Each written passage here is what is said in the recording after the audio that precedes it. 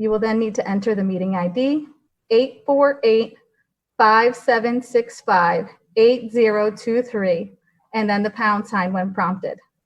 We look forward to a good meeting, and Craig, can you take us away? Good evening. Can everyone hear me okay? Yep.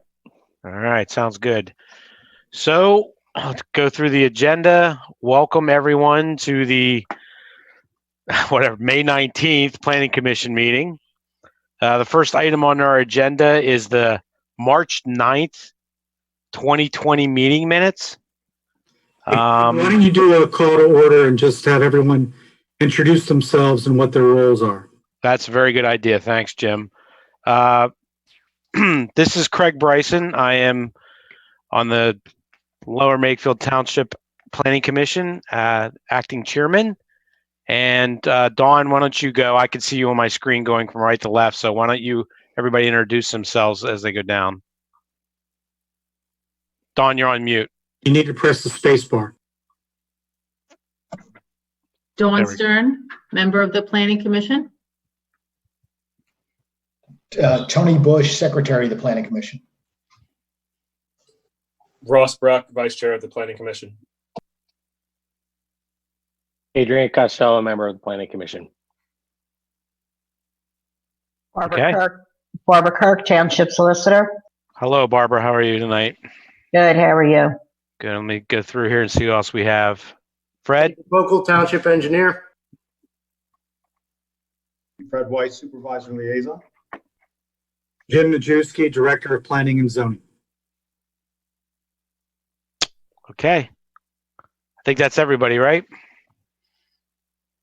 All right. Now the agenda. First item on the agenda are the meeting minutes from March 9th. Do I have any questions or comments? Okay. Do I hear a motion? I'll move to approve the meeting minutes from, was it March 9th?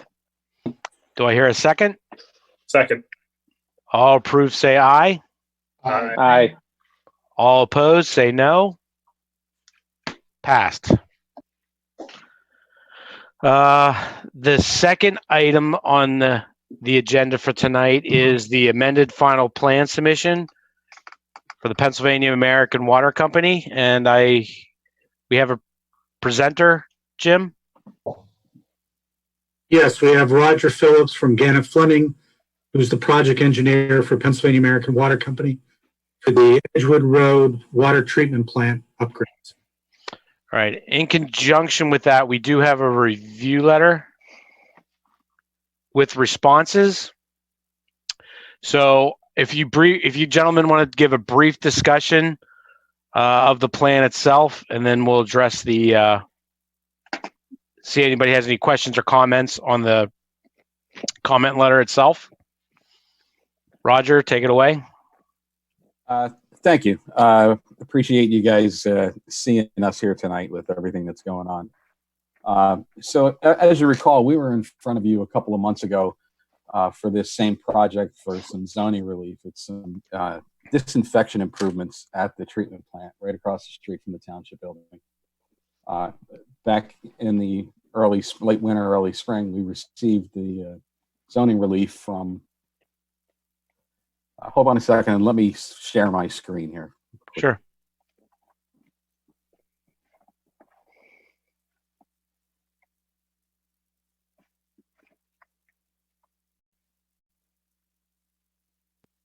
Can everybody see that now? I can. Yes. So we were before you, as I said, late winter, early spring for zoning relief. The project has not changed since we were in front of you before. If you recall, we have shown the existing site here with the existing treatment facility, and the planned upgrades to the facility include disinfection, carbon feed and storage, UV disinfection, and a conversion from chlorine gas for the disinfection. The areas shown in green here are the parts of the building and driveway that are going to be expanded. It's a minor expansion on the site. Like I said, it includes a small driveway area, some contact tanks, and other process changes, and a sludge holding tank. This is the overall plan of the site. Nothing, again.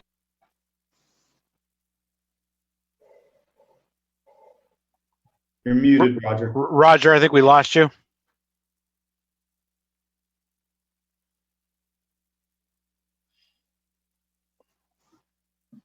How about now? There you go. Okay. So this is the overall site plan of the project. It shows where the expansion of the buildings and the process equipment will take place. In the front side of the building here are 2 underground stormwater detention and infiltration beds. And the site meets your stormwater ordinance and conforms with all other ordinances. You had referenced that we had a review letter, and I'd be happy to address any questions in that. I believe that it's a clean letter. Yeah, before I do it, Mr. Pokel, you on? I am. Okay, up to section 4 are all technical comments. They seem pretty run of the mill. Are you satisfied with all those comments up until section 4 of the waivers? We are. There is, from my understanding, there was a question concerning the buffer from this property to, there's a residential property that is located to the northeast of this site. And there was some encroachment within the yard setback and some plantings, but in talking with the neighbor preferred to have like a white vinyl fence, 6-foot high fence, as opposed to more trees being planted to adequately screen his property from the development. And so I think that was something that is going to be agreed upon or put into some type of agreement. Okay. And then looking at the requested waivers, I mean, they seem pretty standard. I don't know if the rest of the commission had looked at the waivers, but it has to do with sheet sizes and amounts. And I personally do not have an issue with any of this. In fact, I encourage it to cut down prints and, wasteful paper, in my humble opinion. So I don't know if anybody else has any issues with the requested waivers that's on the review letter. None from my end. All right. Hey, Roger, if you None don't from my mind. end. Hey, Roger, if you don't mind, real quick, can you put the overhead of the whatever you use, Google Earth or whatever, just so I could see where that buffer area that Andy was talking about, Mr. Pokel, with the fence? It's right there. On Okay. this side in here. All right. Nobody. Were there any other neighbors that came out for the zoning hearing with any objections? None that I was aware of, no. Okay. No one came out for the meeting. It's empty. Anybody else have any questions or concerns? Are we able to put the waiver letter up? Roger, do you have the letter ready available? Yeah, let me see if I can pull it up here quickly.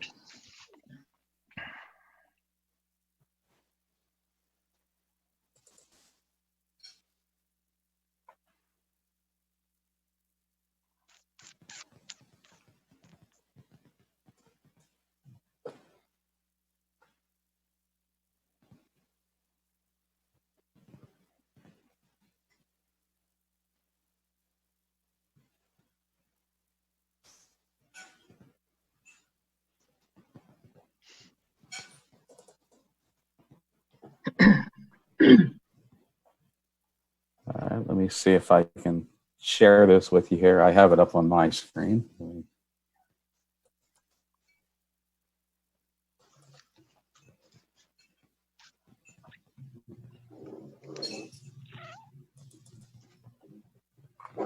Can you see this now? Yep, we can. That's great. Yes. Wow.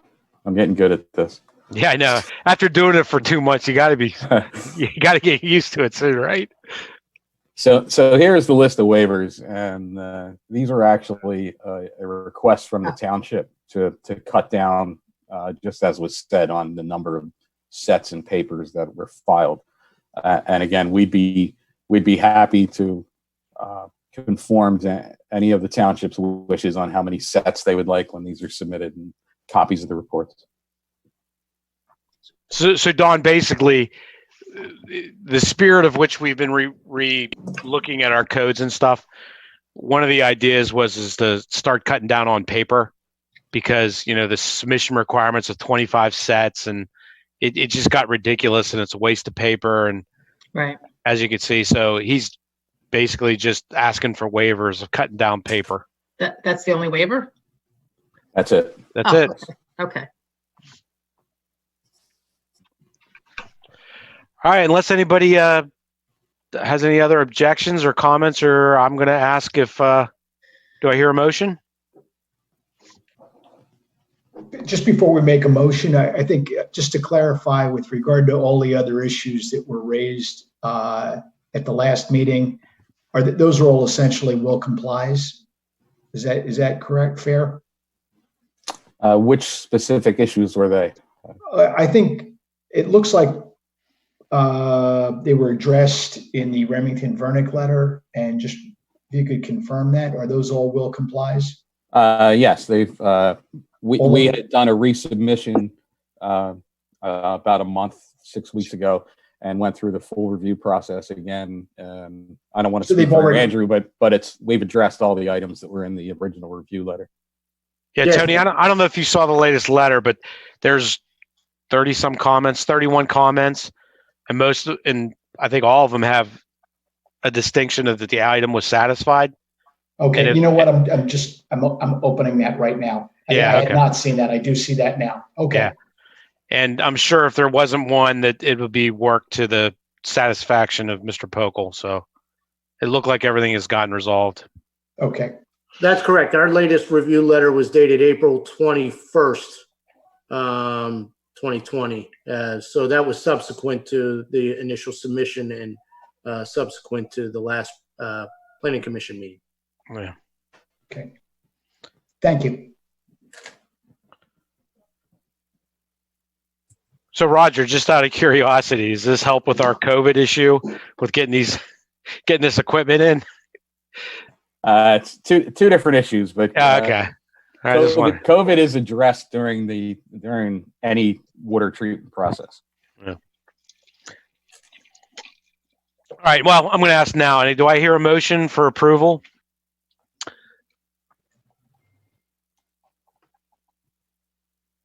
I'll make a motion that we approve the plan. I'm just looking for the number of the plan so I can properly cite to it. I'll make a motion that we approve the plan for Pennsylvania American Water Company for the water treatment facility expansion, plan number 675. Second.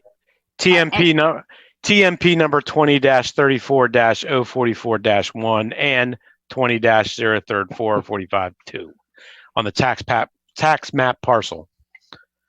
And if I can, Mr. Bryson, just clarify, the board will be making a motion to recommend approval of the proposed plan. And I would say subject to the requirements set forth in the township engineer's review letter, and recommend approval of the requested waiver. So be it. One more thing is to add, the plans were last revised April 8th, 2020.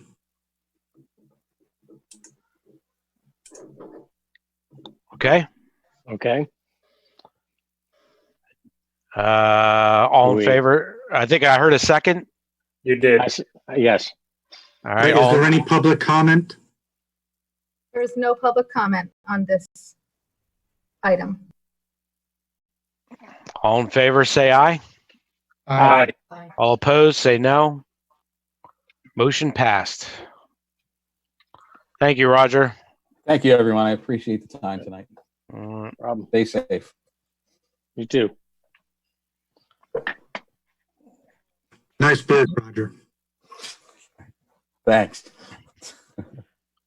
Do we have another presenter logging on, Jim?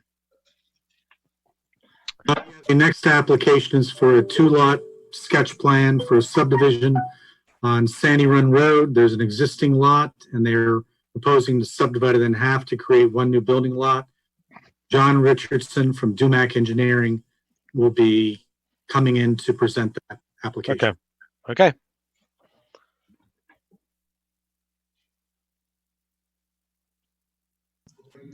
We're bringing him in right now. Thanks, Monica. Oh.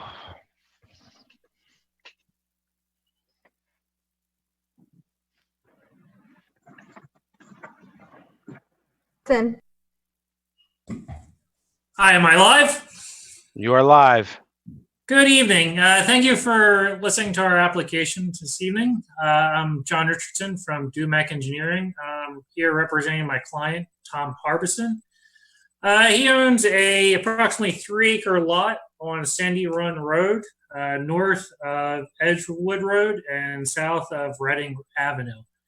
He would like to subdivide the lot into 2 lots. His house was conveniently located kind of along the southern side of the lot, so we were able to roughly divide the lot down the middle and provide an additional 1 single-family lot. Like I said, the lot's approximately 3 acres. We're going to lose a little bit for right-of-way. That gives us about 2.8 acres gross for the entire lot. We lose about 1.7 acres for resource protection areas, and we end up with a net lot area of about 1.1 acres, which we're dividing almost in half. Mr. Hart. John, could you call the plans up so people can see it and you could walk them around it? Sure.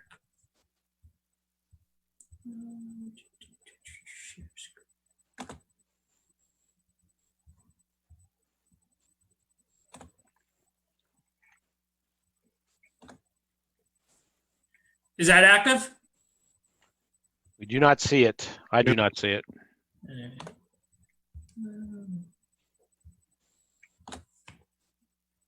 I think I see it now. There it is. Thank you for your patience. I've never done a professional Zoom meeting before. All right.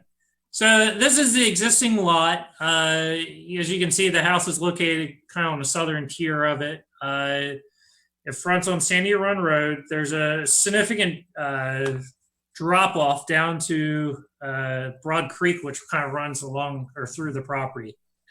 My client's lived here for quite a while, and he's kind of elderly, and he wanted to get the feel of the township before doing a formal submission.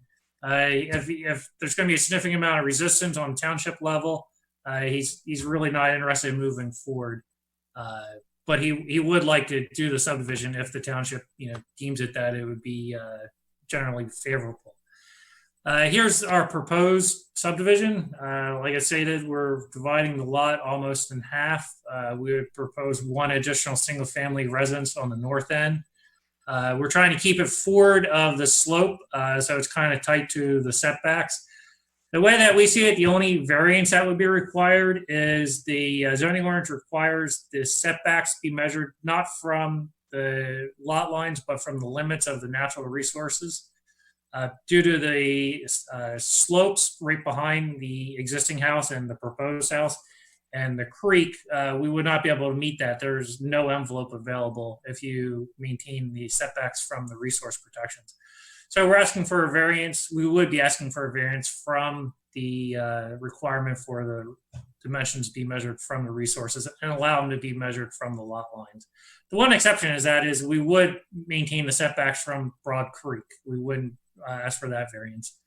The ordinance is a little unclear. I believe it might be a mathematical error in regards to calculating maximum density. I believe we are in conformance with that.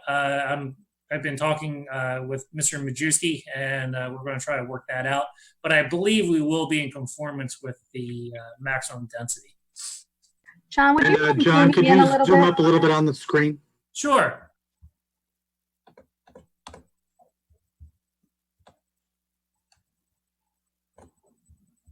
Can you close that little side window?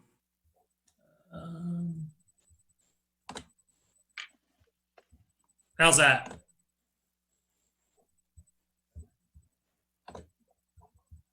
The little side window you can close. It's that little triangle where it says export PDF right below it.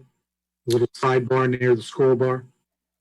I don't see that on my screen.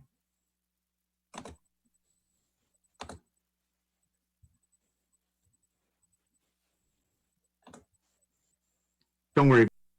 Sorry about that.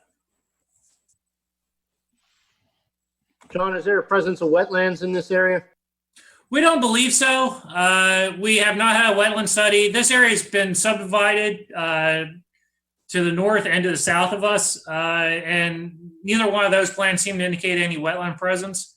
We would get a wetland study done if the township requests it.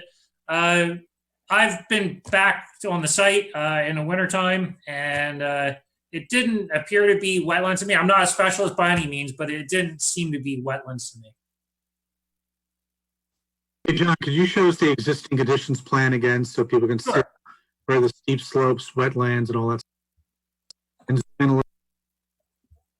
So the steep slopes are the hatched area, the gray hatched area. The darker the hatch, the more severe the slope. As you can see, there's kind of this band through the middle of the site where it slopes down to the creek.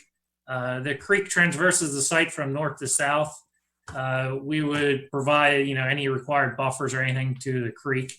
Like I said, we're trying to keep the house in the most usable portion of the subdivided lot out by the street.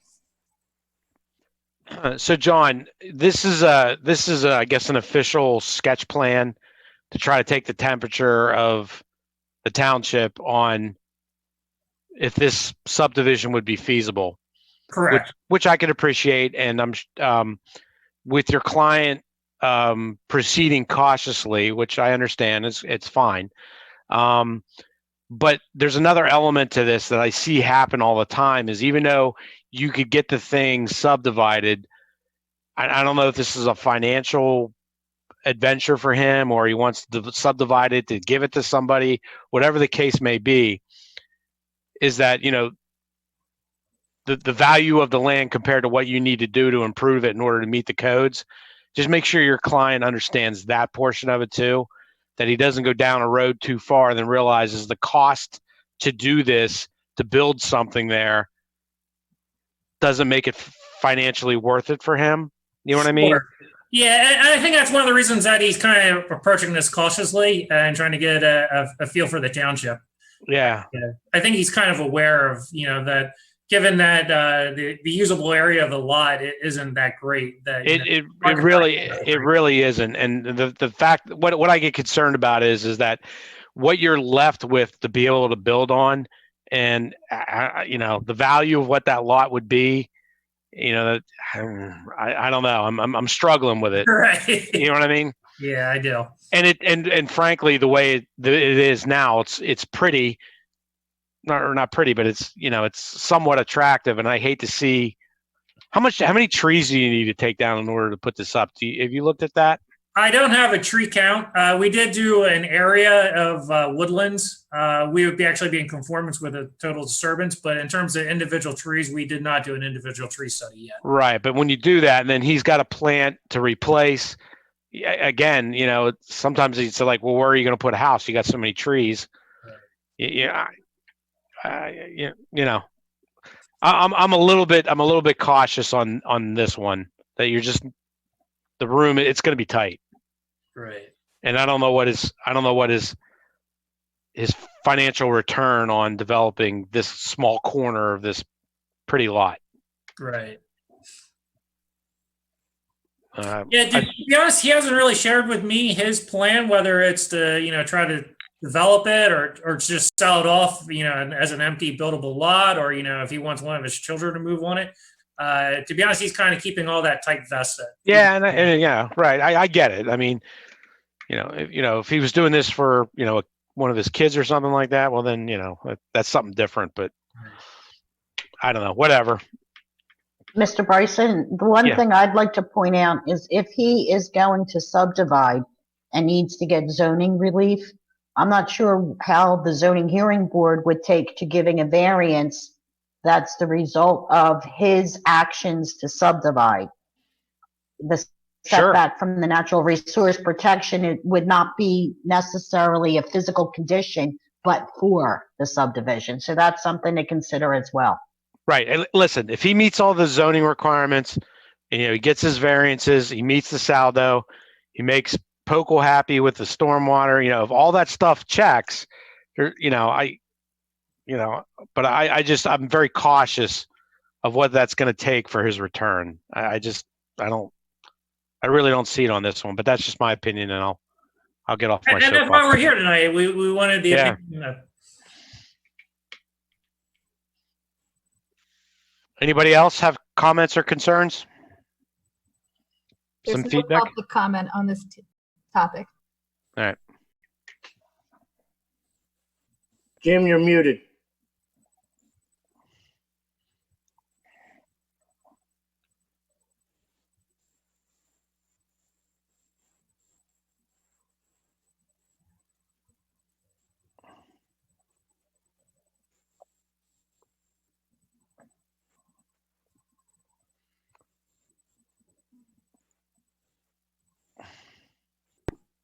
Can you hear me now? Yeah, we can hear you now. Okay, sorry. For the plan, there are a few items that I noticed when looking at it that I'd like Mr. Richardson to address.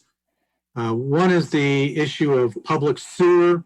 If you're not connecting to public sewer, which is a ways down the road, then you need to show where that proposed septic system would go, and then verify that you meet all of the applicable separation distances to adjoining wells and septic. For public water, there's a 12-inch main, I believe, in front of the site. And I'm not sure if PA American will allow you to connect into that 12-inch main. It may be a transmission main. And that's something you need to verify with them. And then verify that if you are putting in a well, that well also meets the separation distances to adjoining septic systems and the one that you're proposing. Okay, I was unaware of the potential of not being able to tap into the main out in Sandy Run, but we were aware that there was. Our intention would be to connect into public water and sewer. We were aware that there was a water main in Sandy Run Road, and we looked into the sewer, and it appears that the terminal line of the sewer is about 100 feet south of our property. From the southern end of our property. So we're still trying to get that definitively, but as of now, that's what we believe, that the limit of the sewer is about 100 feet south of our property. Now, is the existing house on public, or is it a? I believe the existing house is on private. Okay, so then I assume that if you're going to go through that trouble, you would tap him in also. That would be my recommendation. Yeah. We would make that a requirement. Yeah, I was going to say, because if it might be your recommendation, but that's what I'm going to, certainly suggest. Right. And just to let you know, the sewer line would be to the north or the top of the screen. I'm sorry. Yeah, to the north. I'm sorry.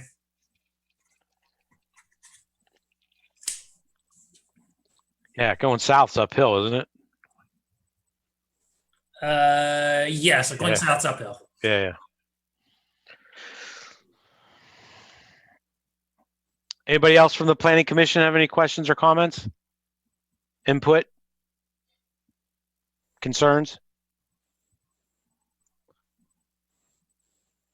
How about from the public? Do we have anybody that's online from the public that has comment?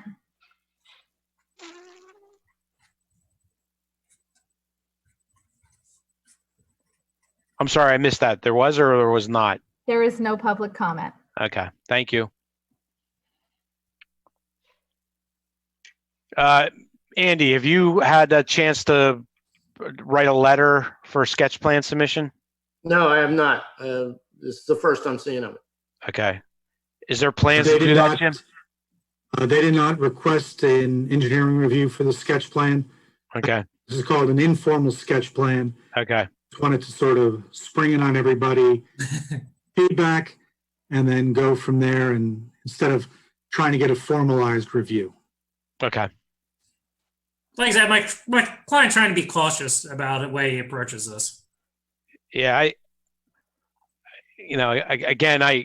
for what it's worth, I think he's got a lot of expense to develop this thing, and I don't see where he's going to recapture it. But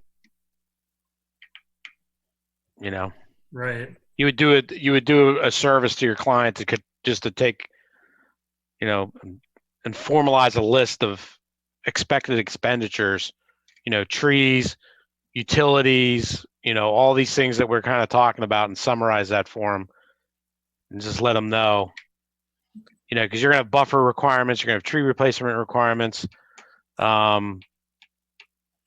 What's the road condition out there for a sidewalk, sidewalk? Is there a requirement for sidewalk out there, Jim? John, if you know. There would be, but Yeah. it's not a requirement. There would be curb and sidewalk would be required. Yeah. There is curb in front of the property. This stretch of Sandy Run Road is where there's, I think, 3 or 4 homes in a row. Yeah. Did widen out the road, and I believe there is curb along the frontage of this property. But they would need sidewalk though, wouldn't they? Sidewalk would be required. Yep. Or they'd have to request a waiver or pay a fee in lieu of. Right. Rock excavation might be an issue as well.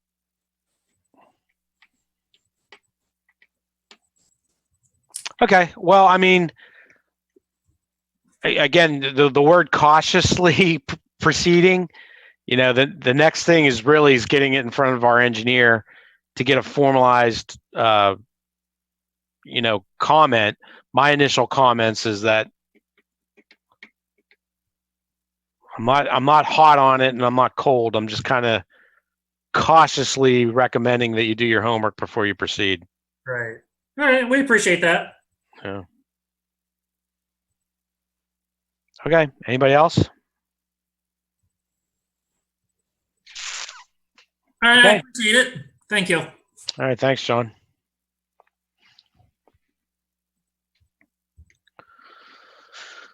I think that's it on the agenda, isn't it? Nope. Now you have a stormwater presentation. Oh, right. Okay. Sorry. Engineer Andrew Pokel from Remington Vernick. It's our yearly or every other year exciting presentation on the township's stormwater management program. Take it away, Andy.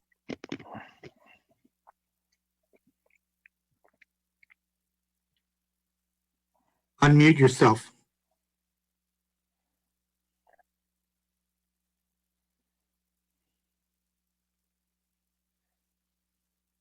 Andy, push the. There we go. Okay, can everybody hear me? Yes, sir. Great, thank you. So, as Jim stated, this is a requirement of the township's MS4 permit. MS4 is the municipal separate storm sewer system. It is a permit that permits the township to discharge stormwater into waters of the Commonwealth and ultimately federal waters. And so this presentation is being made today as part of the public education and outreach. And the topic of the presentation, I anticipate this to be about 35 minute presentation. So any board members that don't want to wait that long, feel free to mute yourself. And this is really geared towards the residents and just a homeowner's stormwater guide for helpful hints on what they can do to improve both the water quality and stormwater runoff on their property. There's a process for improving stormwater on your property. We recommend you going through this process in order to achieve the best results. Step 1 would be to evaluate your property. Step 2, choose the improvement method that you feel either benefits you the most or is most economical for you. Step 3, determine if township permits are needed. That's an important step. And step 4, to construct your project or build your project. And then step 5 is operation and maintenance. This would be a lifelong improvement that we would want to see some improvement to stormwater as well. And so operation and maintenance is very much an important part of that. So for evaluating your property, the first thing to do is to just create a simple sketch plan showing all impervious areas, showing trees, showing the grade or terrain around the property, which way does water flow, any surface runoff, which way would that lead out to the street, impervious areas, similar to a sketch plan that you would see on your screen there. And the idea is to treat the water from the impervious areas and move it towards pervious areas, meaning impervious areas would be driveways, a roof, walkways, patios, a pool, or the coping around a pool, sheds, other accessory buildings. And pervious areas would be lawn, grass, trees, things like that. So the idea is to take the stormwater runoff from the impervious areas and move them towards the pervious areas before letting it get out into the street and down into the storm inlet and out into the stream.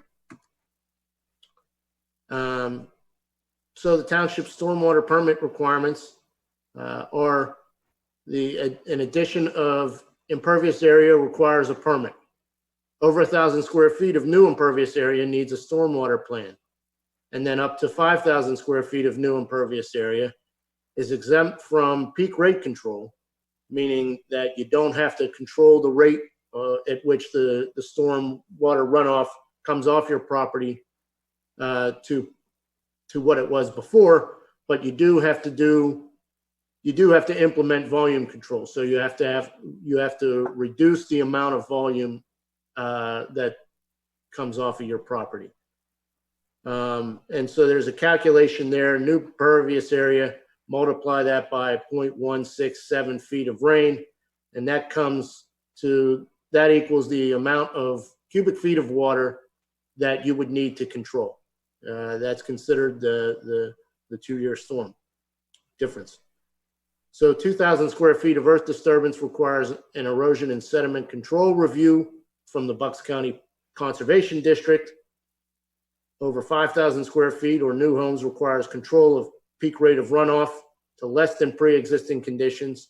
So if you're less than 5,000, you don't need peak rate control. If you're over 5,000, you do. And so that involves a stormwater management study.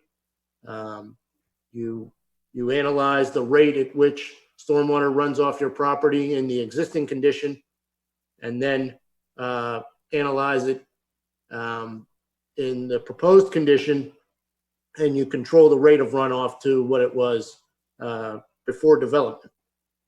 And then also an operation and maintenance agreement for all new BMPs would be required for the township.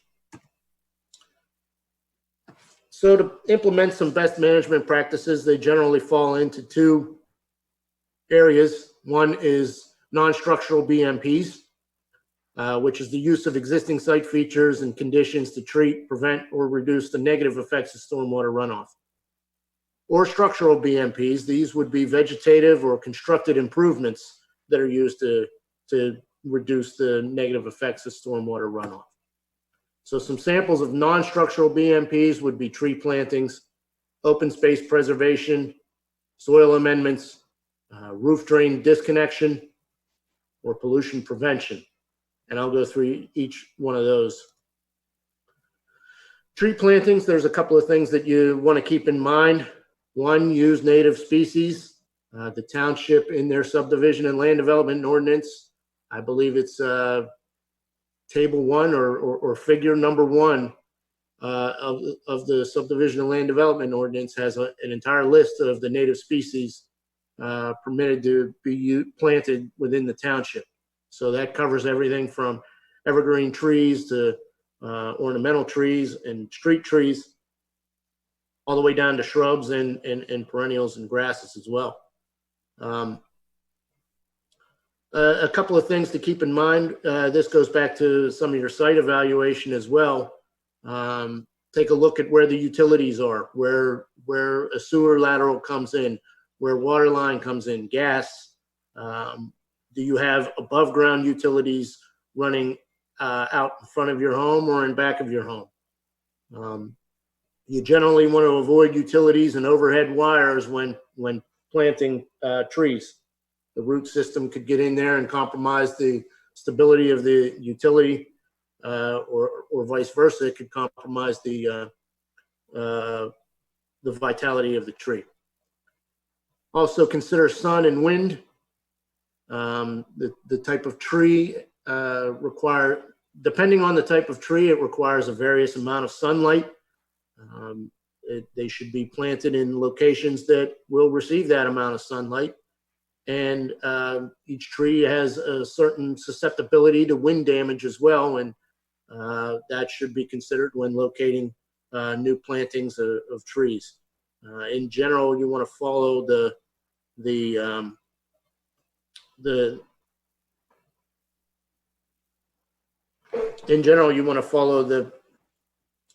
figure that I have below down there, the low zone, up in front, medium zone, in and around the house, and then the tall zone in the rear. Open space preservation would include things like cluster development and protection of natural features. So what we're trying to avoid there is the photo that's shown on the lower left there. That's a stream bank that has eroded significantly, and that's the number one way for, if you're a property owner along a stream or an open vegetated channel that carries stormwater runoff, the number one way that you can improve stormwater quality throughout the township is to make sure that the banks of that stream or that drainage channel are not being eroded. And so there's various techniques to protect against that, whether it be implementing boulders or tree roots to stabilize the bank. But that is by far and away, DEP has indicated that is the number one way to help with improved water quality, is to protect the stream banks. And cluster development, you'll see on the right side there, that's a very good use of open space preservation when you don't have a large lot. They put their storage shed underneath the deck as opposed to having it out in the backyard and creating more impervious area where it may not necessarily be needed. Other non-structural BMPs, like I said before, were roof drain and sump pump disconnection as well. So you can see on the left there, that's roof drain extenders, and that extends the roof drain water out and flows over land, over grass area, allows it to infiltrate into the ground. It allows even if the water runs off and gets into the storm sewer, it does so at a cooler temperature than if it runs over and is directed down a driveway and out into the street and into the sewer inlet. So roof drain disconnection is an important part of non-structural BMP that is fairly simple, that homeowners can do to make a difference. And if you're the other thing too is, if you have a roof drain, always use splash pads that you see there on the right. That controls erosion from the water coming down the spout and eroding the grass area immediately in the area of it. To control erosion, we want to use splash pads. Pollution prevention, that would be disposing of animal waste. I'm sure everybody in the community and neighbors would be happy to know that you're disposing of your animal waste properly, and also the use of natural herbicides and pesticides. That's one way for pollution prevention. Another way is for mindful vehicle maintenance, whether it is changing the oil in your car on your driveway. You want to make sure that you're capturing that, or that if you're washing your car, you're doing it in a grass area so that water can then have time to slow down and doesn't directly get discharged into the inlet out in the street. What an appropriate use for Cousin Eddie. Sorry, I just had to say it. I was going to get to Cousin Eddie. I wasn't going to use the colorful language that Cousin Eddie uses, but one thing is to just be mindful of septic maintenance as well. Check it periodically, make sure that we're not in danger of having an overflow there that could ultimately compromise the groundwater.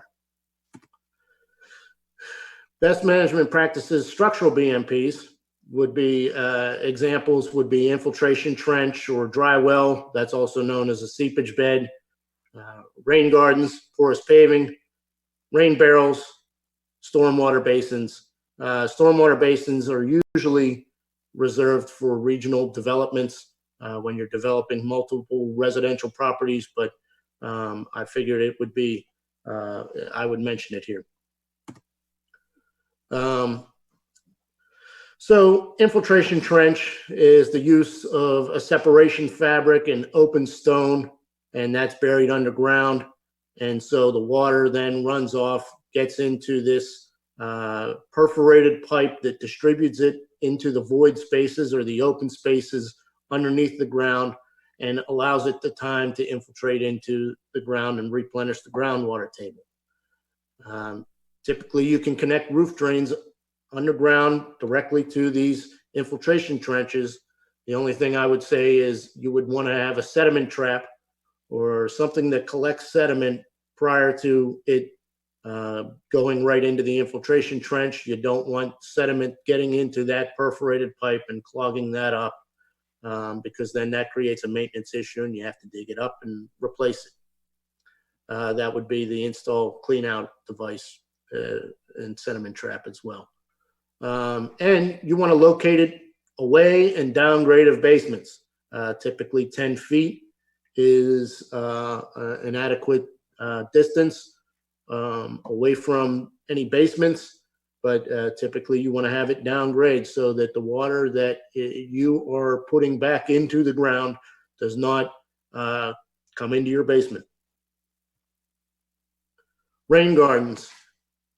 So rain gardens are surface areas that collect water and have water, retain water for a period of time before overflowing and getting into the stream or the storm sewer. There's some native plantings and that are tolerant of water. And so rain gardens are really used for improving water quality, not so much improving the rate of runoff or flood control, but they are an excellent use for water quality. It typically needs an overland flow area or a spillway. You don't want to have a situation where you're building a berm to retain water in the rain garden, and then the water backs up and gets to your house. You want to have an area, you want to locate it in an area where it has opportunity, if it does fill up, to spill over land, over a grass area and get away from the home. Typically, you want to have it located in well-draining soils. It doesn't do much good if you just have a pond sitting there collecting algae and getting UV sunlight on it. So you really want to have it drain within 72 hours is typically a requirement. That's the that is the usual breeding time for mosquitoes is 72 hours. And so you really want to have a rain garden that's emptied within 72 hours. And I will say this, rain gardens need time to establish and maintain and kind of develop their own little ecosystem. They might not work perfectly at the beginning, but with a little maintenance, and once depending on the season and when they're planted, once the vegetation takes hold, then they tend to work fairly well. Structural BMPs would be, another structural BMP would be porous paving, and this can be anything from a patio to even a driveway, as you see there on the right-hand side. Again, they need well-draining soils. They're good for pool patios. It's the same thing that you would think of for an infiltration trench. If we're introducing water into the ground, you don't want to have it. You don't want to have porous paving as a walkway that leads right to your front door. Or if you do, then you have to do some type of waterproofing membrane on the outer edge of your basement wall in order to prevent the water that you're introducing into the ground from this porous paving you want to prevent that from getting into your basement. Typically, you want to install it on level ground. So if you've got a driveway that slopes away from the home 8% or 10%, the bottom stone layer of this porous paving that you can see on the right side there, the bottom layer has to be level. Otherwise, the water is just going to infiltrate down into that stone layer, and then because it's sloped, it's going to go, water seeks its own level, finds the path of least resistance, so it's going to come spilling out over top at the lowest point. So you want to have that stone layer level. The maintenance on it typically requires routine sweeping or vacuuming of the joints to make sure that doesn't get clogged with sediment, and that doesn't prevent water from getting down into the ground. And the township does provide credit towards impervious area. I believe that 50% of the area that you provide with porous paving, you only have to count 50% of that towards your impervious area for your lot. Actually, Andy, that is not correct. It's, although it's beneficial for stormwater management and you get credit from a stormwater management perspective, it does not reduce the allowable impervious surface on your lot for a residential lot. For commercial lots, you can take credit for it up to a certain percentage. I believe it's 20%. Okay, thank you, Jim. Yeah, I should have clarified that you get benefit from the impervious area for stormwater, but not from a zoning perspective. So rain barrels are another structural BMP. They connect to the roof drains. It's non-potable water that we need to keep in mind, so you can't collect that and then lift the lid off and start drinking that. It typically holds about 50 gallons. You can install them in series, so you can have a number of them at each downspout. It does not function well in the winter because rain barrels typically are made of plastic, and that tends to freeze in the winter. But just to give you some perspective, a rain barrel, a half an inch of rain on a 1,000 square foot home creates 600 gallons of stormwater runoff. So if you have 4 roof leaders, that would be, or if you have 4 downspouts, that would be 150 gallons coming down each downspout. You would need 3 rain gardens or 3 rain barrels in order to capture that entire storm for a half an inch of rain. So they don't hold much, but they're relatively cheap, and if it's something that if the homeowner wants to make an improvement and reuse some water, this is an effective way to water your plants and water your garden, is a rain barrel. Operation and maintenance, is, like I said, is a requirement for all new privately owned best management practices that are implemented. An O&M agreement, operation and maintenance agreement, would be completed and filed with the township, actually filed with the county. Operation and maintenance agreements should have three things: a map of the best management practice location, a plan of its maintenance activities, and the name and contact information for the person responsible for that best management practice. For larger BMPs, it's possible that the township would want an access easement so that the township could go in with their personnel and inspect it to make sure that it is functioning correctly, and especially if the township is going to consider it as part of its system for the MS4 permit. Typically, you'll want to inspect your BMP after every major storm event. And also, we typically recommend doing a more thorough inspection twice a year, whether it's in the spring before vegetation plantings, or in the fall when leaves start to drop. That leaves tend to clog BMPs, and so it's prudent to review and inspect those in the fall. And then there would be other requirements depending on the size and the type of your best management practice. So that's all I had. I think I did better than the 35 minutes, but I would certainly welcome any questions that anybody has. Hey, Andy, I have a question, just as something I'm thinking about in the future. If you have a long driveway right now, it's an asphalt driveway and there's no curbs, so a lot of the rainwater just runs off into the yard. What if I wanted to put a curb in? What would you do to mitigate that? Well, there's several things that you could do. You could have an opening in the curb, which would,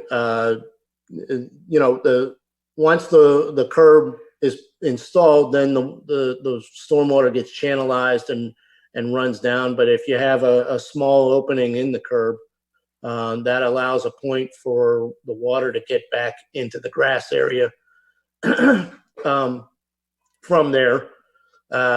Or if you're talking about raising the grass level, up to where the top of your curb would be, well, then the other thing you could do, depending on the types of soils, but you could put in an inlet and just have a stone bottom on the inlet. And so then water would get down in the inlet and then have a chance to infiltrate into the ground. And then if it's more than what the stone bottom can handle at any one time for a storm, then it would simply just overflow down into the street. All right, thanks.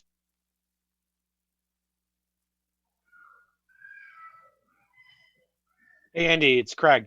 What has the township done as far as the MS4 program that you've implemented as maybe a capital project or gone in combination with a private developer or something? So what around town are good examples of what the township's done as part of the MS4 plans? You mean towards the pollution reduction plan, or? Yeah. Where have you implemented some of these measures from from a standpoint of the township? Well, from the township's perspective, a lot of work is it would be whether they put in a where we put in bike paths and we allow a 5-foot grass area in between the bike path and the roadway to collect and some of the runoff from the bike paths. But for the most part, every development that goes in, every large development is required to do stormwater management systems. And so this would be, the township has a tree bank. So some of the tree planting ordinance that you had mentioned earlier in the meeting, that kind of goes towards improving the MS4 program as well. And Craig, if I may, for many township projects, we have done a lot of the items that Andy discussed here today. For Memorial Park, we've installed vegetated swales. We've installed rain gardens. We've also done tree planting and naturalized basins just at Memorial Park. For the ball fields across the street from the township building, we also installed rain gardens and did some other nice measures to help mitigate stormwater to help us comply with our MS4 requirements. Yeah, I would say over at the community center too, there's a rain garden in there. Yeah, there's a rain garden over there, right? Yeah. Okay. And they also use porous pavement at the community center. Yeah. Jim, just to follow up on the issue about the tree bank, I'm just curious, do you have a ballpark idea of how much money's in there and what it translates to in terms of numbers of trees? I'm not sure of the latest accounting on the tree bank, but we do have a good amount of money, and we actually wanted to do a tree planting in the spring. The EAC, they had some nice plans to do some planting over the Patterson farm, but with the COVID-19 problem, we had to sort of cancel that. But our tree bank money can go pretty far if we mix in volunteer efforts, using smaller trees like they did across the street from the township building. You may notice around the volleyball courts, and if you go up into the baseball fields that were constructed several years ago, we planted several hundred trees and shrubs up in that area, and they're all starting to leaf out now. And if we leverage that volunteer labor, we can go pretty far with vegetating areas that need to be done. Thank you.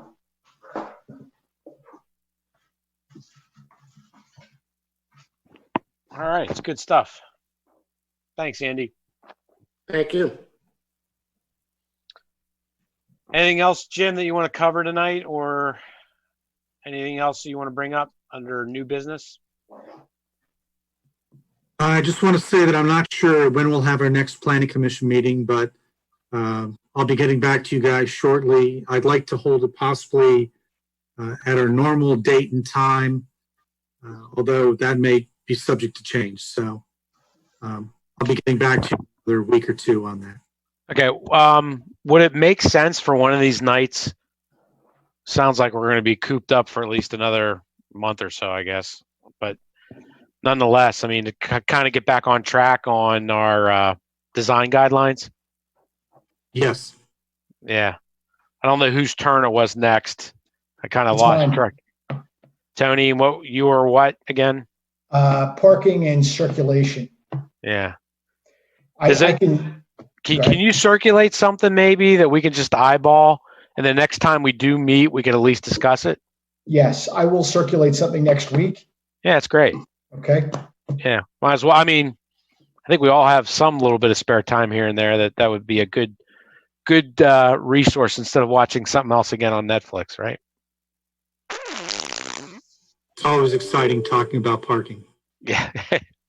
Or what Andy just went through. I mean, it's an exciting career. I think we should encourage any young adult that's interested to pursue a career in hydraulic engineering.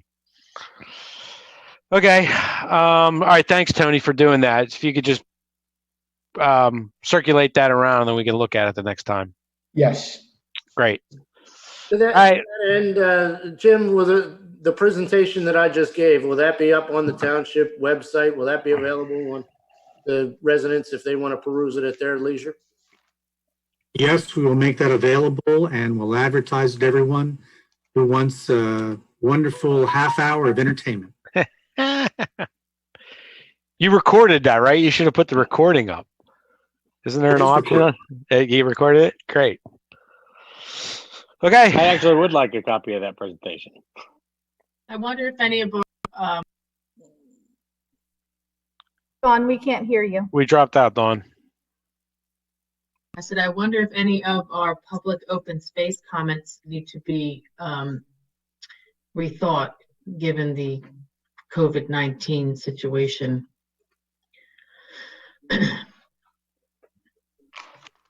If I may, I know that the township is developing protocols of what they expect for when we open and maintaining social distancing and things of that nature.